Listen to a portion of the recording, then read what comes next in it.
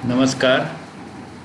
राजकीय औद्योगिक प्रशिक्षण संस्थानों के व्यवसाय mechanic refrigeration and air conditioning के विषय सैद्धांतिक की पाठचर्या में अंकित आज का प्रसंग ऑटोमोबाइल एयर कंडीशनिंग आज मैं आपको प्रशिक्षण प्रदान करूंगा।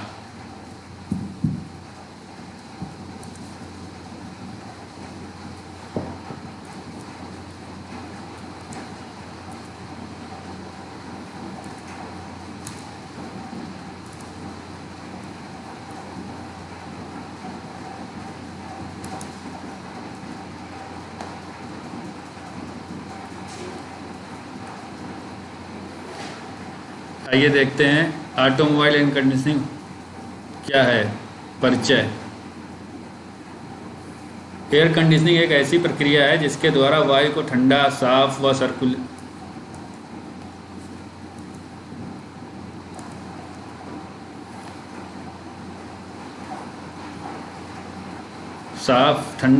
व सर्कुलेट किया जाता है। ऑटोमोबाइल एयर कंडीशनिंग का प्रयोग कारों व बसों में किया जाता है।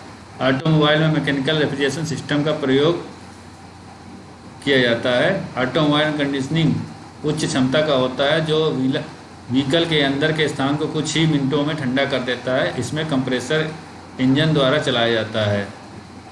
जैसा कि आप जानते हैं कि एयर कंडीशनिंग का उपयोग किसी भी स्थान या परिवेश के तापमान, आर्द्रता आदि घटक को नियंत्रित करके मानव आराम पहुंचाने के लिए किया जाता है। एयर कंडीशनिंग का उपयोग घरों, कार्यालयों एवं विभिन्न अनुप्रयोगों में आवश्यकता अनुसार किया जाता है। वर्तमान में एयर कंडीशनिंग का प्रयोग विभिन्न वाहनों में बहुतायत में किया जाने लगा है। इस प्रकार वाहनों में एयर कंडीशनिंग का उपयोग करने को ही ऑटोमोबाइल एसी कहा जाता है। इसका उपयोग सामान्यतः वाहनों में बैठे यात्रियों को शीतलन प्रदान करने के लिए किया जाता है।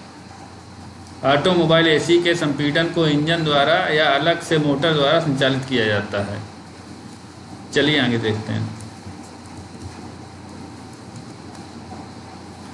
कार एयर कंडीशनिंग के प्रमुख भागों का वर्णन। पहला क्या है? कंप्रेसर। ऑटोमोबाइल एसी में प्रयुक्त किए जाने वाले विभिन्न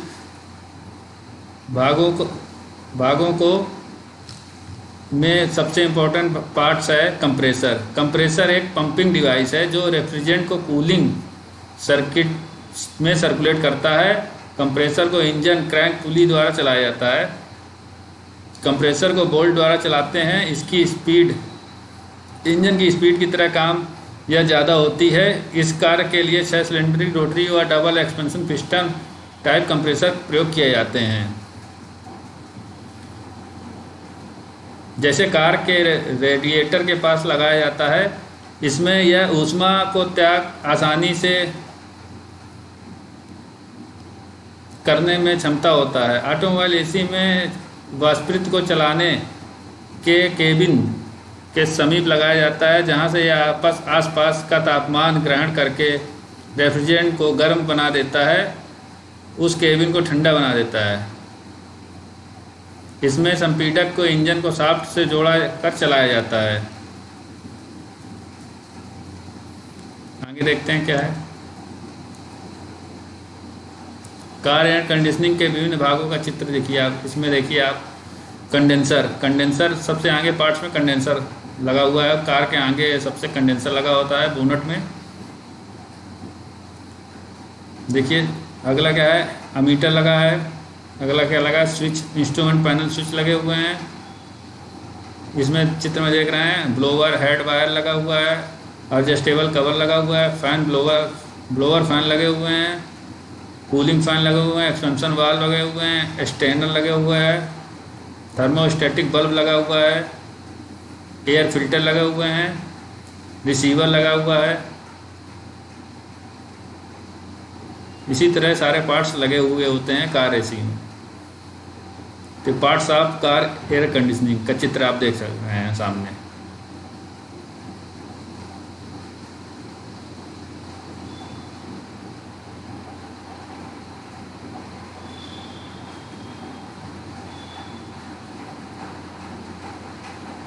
इसमें इंजन एवं कंप्रेसर के शाफ्ट को जिस बेल्ट से जोड़ा जाता है वह एसी बेल्ट कहलाती है। इसमें संचायक भी लगाया जाता है जिससे सिस्टम में अतिरिक्त रेफ्रिजरेंट को भंडारित किया जाता है। ऑटोमोबाइल एसी में वाष्पित के पास एयर ब्लोअर लगाया जाता है जो शीतलित वायु को ऑटोमोबाइल के केबिन में स्थानांतरित करने के लिए प्रयुक्त किया जाता है। कार एसी में इंजन चालू होने पर एसी बेल्ट की सहायता से संपीड़क या संपीड़क मतलब कंप्रेसर चलाया जाता है। कंप्रेसर के चालू होने से यह रेफ्रिजरेंट को उच्च दाब युक्त वाष्प रेफ्रिजरेंट में परिवर्तित कर देता है और संपीड़क से यह रेफ्रिजरेंट कंडेंसर को प्रदान किया जाता है। कंप्रेसर से कंडेंसर को पे रेफ्रिजरेंट जाता है और कंडेंसर मतलब जो है कंडेंसर हो तो कार एसी में रेडिएटर के पास लगाया जाता है। कंडेंसर आप देख रहे हैं ना, आगे लगा हुआ है, यहाँ पे देखिए कंडेंसर आगे लग की तरफ लगाया जाता है। रेडिएटर के पास एक पंखा भी लगा होता है, यहाँ पे एक फैन भी लगा होता है।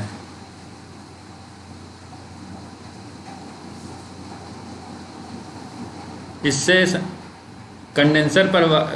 कंप्रेसर पर वायु प्रवाहित की जाती है जिससे कंप्रेसर में उपस्थित वाष्प रेफ्रिजरेंट पर इस प्रकार प्रवाहित की जाने वाली वायु को ऊष्मा त्याग देता है एवं रेफ्रिजरेंट को द्रव रेफ्रिजरेंट में परिवर्तित कर देता है। यहाँ से द्रव रेफ्रिजरेंट शुष्क के माध्यम से वाष्पित को प्रदान किया जाता है और वाष्पित कार एसी के केबिन के ऊपर ऊष्मा को ग्रहण कर कार एसी के केबिन की ऊष्मा को ग्रहण कर रेफ्रिजरेंट को पुनः वाष्प रेफ्रिजरेंट में परिवर्तित कर देता है। इस प्रकार केबिन द्वारा वाष्पित को ऊष्मा त्यागने के कारण केबिन ठंडी हो जाती है। ऊष्मा के स्थानांतरण का यह क्रम लगातार चलता रहता है एवं कार में शीतलन प्रदान करता रहता है। देखिए आगे देखते कंडेंसर क्या है। इसमें कार एयर कंडीशनिंग में कंडेंसर रेडिएटर के सामने लगा होता है। कंडेंसर से प्रवाहित होने वाली गर्म वायु प्रेशर वाली रेफ्रिजरेंट वाष्प को ठंडा करती है जिससे रेफ्रिजरेंट कंडेंस होकर द्रव में बन जाता है। अगला क्या है देखते हैं। कंडेंसर यह एक हीट एक्सचेंजर होता है। इसका प्रयोग रेफ्रिजरेंट में हीट रिलीज करने के लिए करते हैं। यह रेफ्रिजरेटर के सहारे रेडिएटर के सामने फिट किया जाता है। जब रेफ्रिजरेटर कंप्रेसर को छोड़ता है तो यह उच्च तापमान व उच्च प्रेशर की गैस होती है और कंडेंसर को गर्म कंप्रेस्ड गैस प्रवेश करती है क्योंकि यहाँ आउटसाइड एयर से अधिक गर्म होती है जिससे यह अपनी गर्मी वायु में छोड़ती है। बिना हवा के यह अपनी हीट अधिक नमी वायु में छोड़ देती है, नमी वाली वायु में छोड़ देती है। बिना हवा के यहाँ अपनी हीट अधिक नहीं छोड़ता है, इसलिए इसके ऊपर हवा का प्रभाव होना चाहिए। देखिए चित्र देख सकते हैं कार का कंडेंसर के साथ, जिसमें फैन लगा होता है कंडेंसर के पीछे जस्ट। कूल एयर जाती है, हीटेड एयर जाती है। गैसियस रेफ्रिजरेंट का देखिए यहाँ पे बना हुआ रेफ्रिजरेंट यहाँ से इनलेट होता है और लिक्विड रेफ्रिजरेंट यहाँ से देखिए आता है। कार कंडेंसर चित्र सामने आपके है। ये एकदम सबसे आगे बोनट में लगा होता है, सबसे आगे।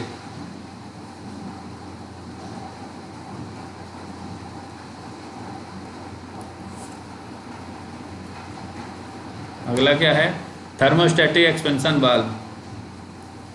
इसका प्रयोग रेफ्रिजरेंट के बहाव को नियंत्रित करने के लिए करते हैं। इसे इवेपोरेटर के इनलेट पर लगाया जाता है। इसके साथ कैपिलरी ट्यूब में कार्बन डाइऑक्साइड भरा होता है। यह एक्सपेंशन वाल्व के तापमान को रेगुलेट करती है और कैपिलरी ट्यूब को लो प्रेशर रेफ्रिजरेंट पाइप से लगी होती है। थर्मोस्टेटिक एक्सपेंशन वाल्व होता है। अगला देखते हैं, ब्लोअर स्विच। यह एक आयताकार इनर नोब है इसके द्वारा ब्लोअर फैन ऑन ऑफ होता है तथा ब्लोअर फैन की स्पीड को कम, मध्यम या ज़्यादा भी इसी के द्वारा करते हैं। इसके द्वारा ठंडक को नियंत्रित नहीं किया जाता है। Blower switch.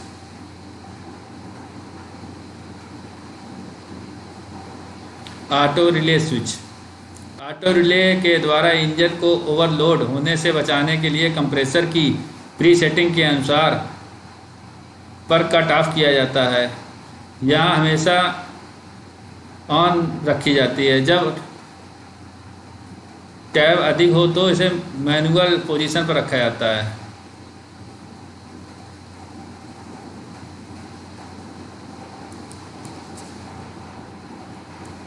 अगला क्या है, ग्रिल बेंच सेटिंग। इसमें दाएं तरफ की अदमे व बाएं तरफ की अदमे को सेट किया जाता है ताकि ठंडी हवा को सही सर्कुलेट किया जाता है। ये अपवर्ड और डाउनवर्ड पोजीशन में भी सेट की जाती है।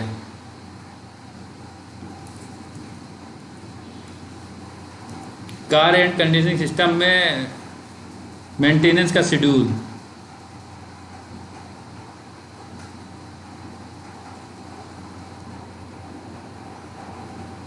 कार एयर कंडीशनिंग सिस्टम में मेंटेनेंस का शेड्यूल निम्न प्रकार है। कार का प्रयोग 1600 किलोमीटर चलाने पर या महीने में एक बार, या प्रत्येक 4800 किलोमीटर चलाने पर या 3 महीने में एक बार इसका मेंटेनेंस किया जाता है। तो इसमें क्या है, ड्राइवर बेल्ट को चेक करना होता है और एडजस्ट करना होता है। कंडेंसर को चेक करना और साफ़ करना होता है। रेफ्रिजरेंट के लीकेज को चेक करना होता है। रेफ्रिजरेंट के लेवल को चेक करना होता है।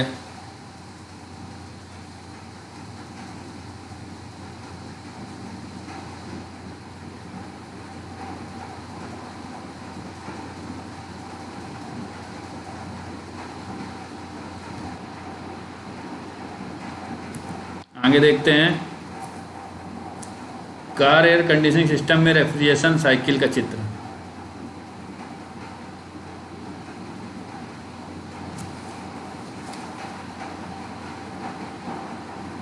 चित्र में देखिए कंप्रेसर लगा हुआ है, इवेपोरेटर लगा हुआ है, रिसीवर भी है,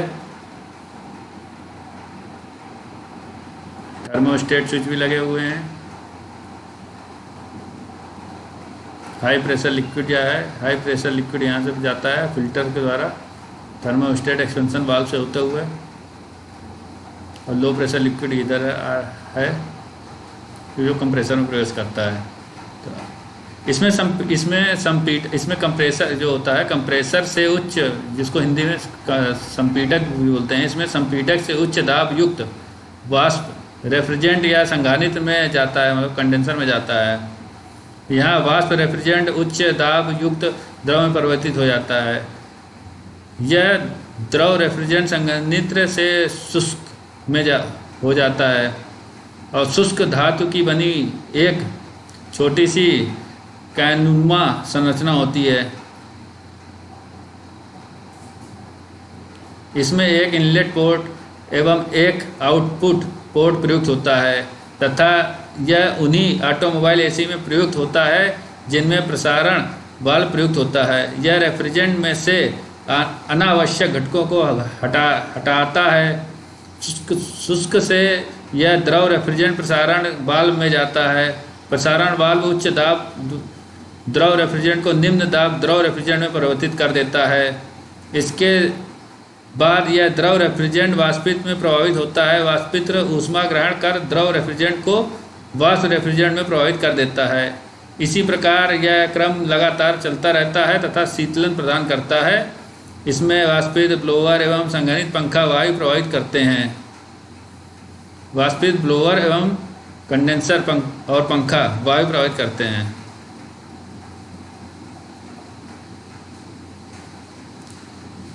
आइए आगे बढ़ते हैं। कार ऐसे विभिन्न कंपोनेंट में आपने कंप्रेसर के बारे में देखा था। कंप्रेसर विभिन्न डिजाइन, आकार और साइज में होते हैं। इन सभी का मूल उद्देश्य रेफ्रिजरेशन को चलाना होता है और कंप्रेसर के बाहरी साइड से रेफ्रिजरेंट को खींचा जाता है और इसे अन्य कारणों से सिस्टम में भेजा जाता है। यह कंडेंसर व इवेपोरेटर के मध्य फिट होता है। जब कार एसी के इंजन के साथ जुड़ा होता है तब क्या होता है, जब देखें जब कार एसी का कंप्रेसर कार के इंजन के साथ जुड़ा होता है तो इंजन के साथ साथ कंप्रेसर की स्पीड भी बदलती रहती है। और एयर कंडीशनिंग की बाधाएं क्या है, कार की गति के घटने या बढ़ने से एयर कंडीशनिंग यूनिट की कैपेसिटी भी घटती बढ़ती है।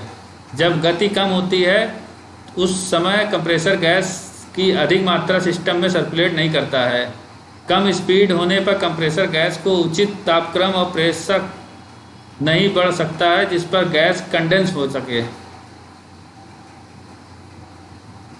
कार अथवा ऑटोमोबाइल एसी में प्रयुक्त संपीड़क सामान्यतः ऑटोमोबाइल के इंजन से ही प्रचलित किए जाते हैं, लेकिन इंजन चालू रहने पर एसी को चालू अथवा बंद करने के लिए हम जिस मैकेनिज्म का प्रयोग करते हैं वह मैग्नेटिक क्लच ऑपरेशन कहलाती है।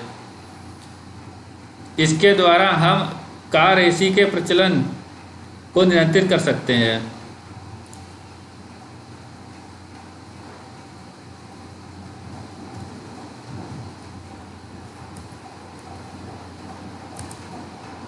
रूम एयर कंडीशनर एवं कार एयर कंडीशनर के मध्य प्रमुख अंतर निम्न प्रकार हैं। आपको दोनों के बीच में क्या डिफरेंस है ये बताते हैं। रूम एयर कंडीशनर और कार एयर कंडीशनर के मध्य, रूम एयर कंडीशनर में तीव्र कूलिंग की ज़रूरत नहीं पड़ती है। कार एयर कंडीशनर में तीव्र कूलिंग की आवश्यकता पड़ती है।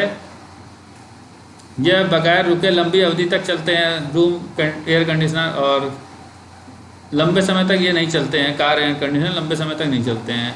रूम एयर कंडीशनरों के सूर्य की किरणों का प्रयोग इस प्रकार के एसी पर विशेष प्रभाव नहीं डालता, जबकि कार की बॉडी सूर्य की किरणों से काफ़ी गर्म हो जाती है। ये प्रभाव डालती है कार एसी में। इसमें प्रयुक्त संपीड़क की गति धीमी होती है, अतः कार एसी इससे प्रभावित होती है। इसमें गाड़ी के इंजन की गति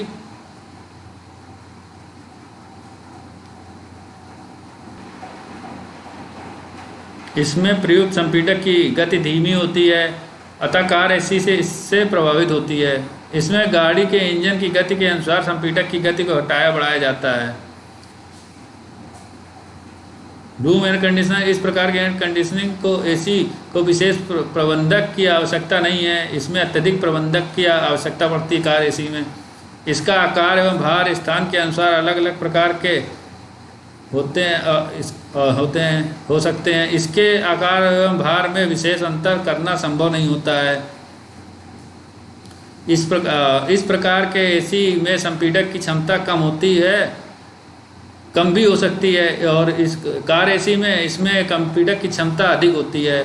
इसकी संपूर्ण यूनिट निर्माता द्वारा तैयार करने के साथ लगाए जाते हैं, और इसके अलग अलग भागों को लगाने के लिए डीलर इंजीनियरिंग की जाती है। इस यूनिट को जांच करने हेतु शीघ्र निरीक्षण संभव है। इसकी जांच में अधिक समय लग जाता है, आवश्यकता होती है।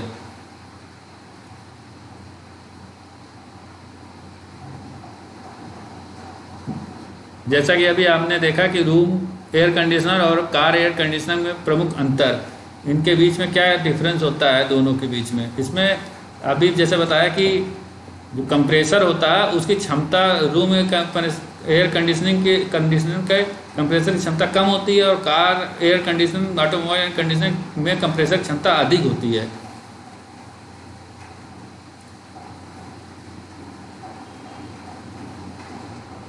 जैसा कि इसमें क्या है कि इसमें कार एयर के एसी में जो कंप्रेसर है उसकी गति को आवश्यकता अनुसार घटाया बढ़ाया जाता है।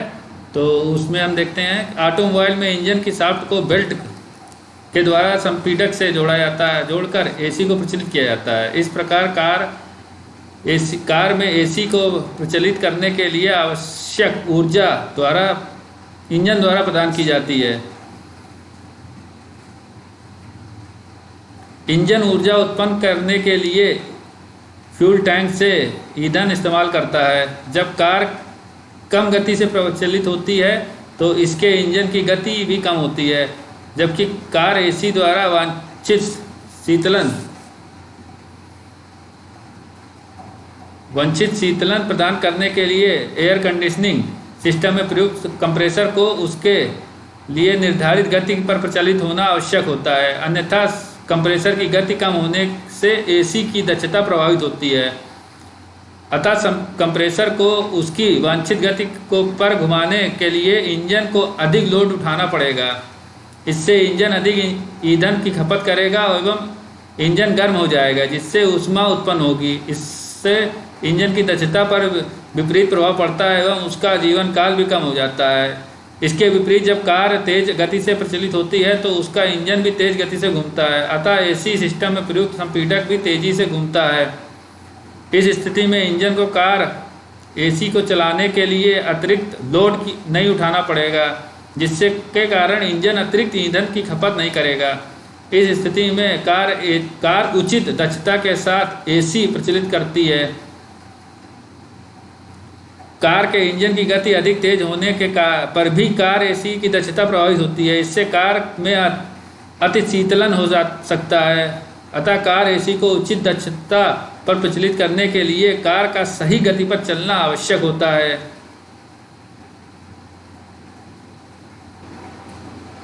अभी जैसे हमने देखा कार की स्पीड पे डिपेंड करता है उसके अंदर की कूलिंग का।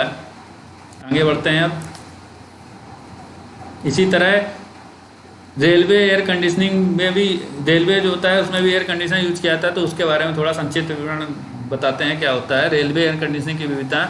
रेलवे एयर कंडीशनिंग में कूलिंग उपकरण सामान्यतः घरेलू एयर कंडीशनिंग सिस्टम के होते हैं। गर्मियों में रेलवे कोच को ठंडा करने के लिए निम्नलिखित विधियों का प्रयोग किया जाता है। बर्फ का प्रयोग किया जाता है, स्टीम इंजेक्शन का प्रयोग किया जाता है, मैकेनिकल रेफ्रिजरेशन विधि द्वारा किया जाता है। मैकेनिकल रेफ्रिजरेशन का प्रयोग अधिक किया जाता है।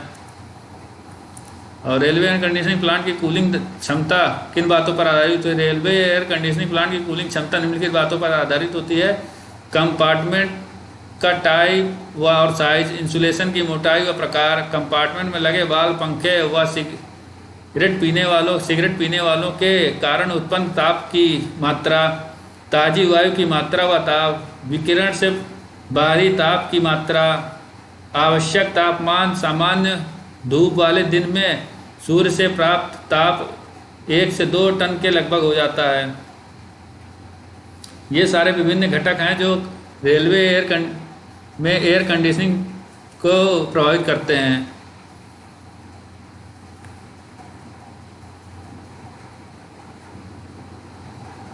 जैसा कि आज का टॉपिक जो था हमारा कार एयर कंडीशनिंग था, जिसे ऑटोमोबाइल एयर कंडीशनिंग कहते हैं। तो एक बार फिर से देखते हैं संक्षिप्त विवरण में एयर कंडीशनिंग जो कार ऑटोमोबाइल एयर कंडीशनिंग होता है। एयर कंडीशनिंग एक ऐसी प्रक्रिया है जिसके द्वारा वायु को साफ ठंडा सर्कुलेट किया जाता है। ऑटोमोबाइल एयर कंडीशनिंग का प्रयोग कारों और बसों में किया जाता है। ऑटोमोबाइल में मैकेनिकल रेफ्रिजरेशन सिस्टम का प्रयोग किया जाता है। ऑटोमोबाइल कंडीशनिंग उच्च क्षमता का होता है जो व्हीकल के अंदर के स्थान को कुछ ही मिनटों में ठंडा कर देता है। इसमें कंप्रेसर इंजन के द्वारा चलाया जाता है। यहाँ आपने विभिन्न घटक देखे थे कि कंडेंसर कहाँ है, meter, instrument panel, switch, blower, hand adjustable cover, fan blower, cooling fan, expansion valve, thermostatic bulb, air filter, receiver. तो parts of car air conditioning के ही हैं। इसमें आप चित्र में देखेंगे आप, ये सामने पार्ट्स उसका एयर कंडीशनिंग लगाया जाता है कार एयर कंडीशनिंग का।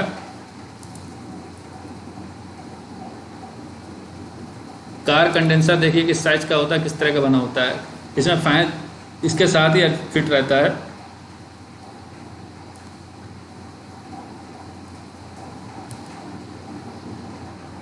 इसमें थर्मोस्टेटिक एक्सपेंशन वाल्व लगा होता है, ब्लोअर स्विच लगा होता है, ऑटो रिले स्विच लगे होते हैं, ग्रिल वेन सेटिंग होती है। इसमें ग्रिल वेन सेटिंग इसमें दाएं की तरफ की अदमे व बाएं की तरफ की अदमे को सेट किया जाता है ताकि ठंडी हवा को सही सर्कुलेट किया जा सके। ये अपवर्ड और डाउनवर्ड पोजीशन पे भी सेट किया जाता है।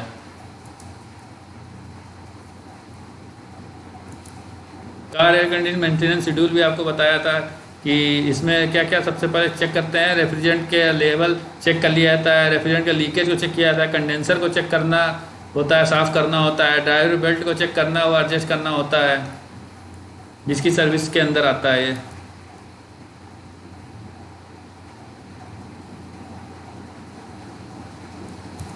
और आपको रूम एयर कंडीशनर तथा कार एयर कंडीशनर के मध्य प्रमुख अंतर भी आपको बताए। प्रमुख अंतर में मेन सबसे प्रमुख अंतर यही है कि जब उस पर स्पीड, इसमें प्रयुक्त संपीड़क जो कंप्रेसर की गति, जो स्पीड है उसकी गति पे डिपेंड करता है कि अतः कार मतलब जो कार इससे प्रभावित होती है कि नहीं होती है। इसमें गति से सबसे ज़्यादा प्रभावित करने वाला जो मेन फैक्टर है कार की स्पीड, उसके संपीड़क उसकी कोई गति को प्रभावित करता है, जिससे उसकी कूलिंग पे भी इफेक्ट आता है। तो इसलिए उसकी स्पीड को ऐसा रखा जाना चाहिए कांस्टेंट पे, ताकि ना ही संपीड़क जो कंप्रेसर है उसके स्पीड पे इफेक्ट आए, जिससे कूलिंग पे भी अंदर इफेक्ट आए। तो इसलिए कांस्टेंट स्पीड पे कार चलाते हैं तो जिससे उसकी कूलिंग प्रॉपर तरीके से बनी रहे।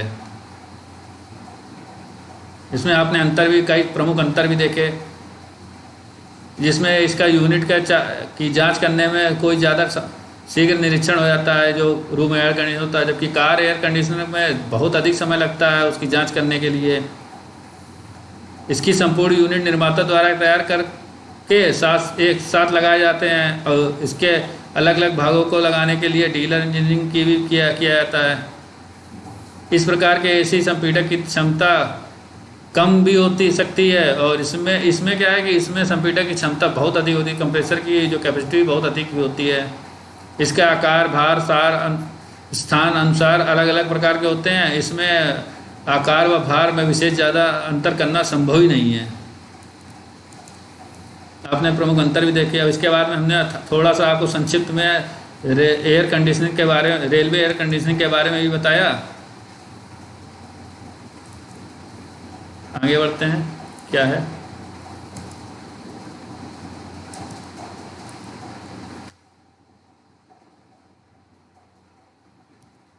धन्यवाद। आशा करते हैं आज का प्रसंग आपको अच्छा लगा होगा, जो आपके भविष्य के लिए काम आएगा।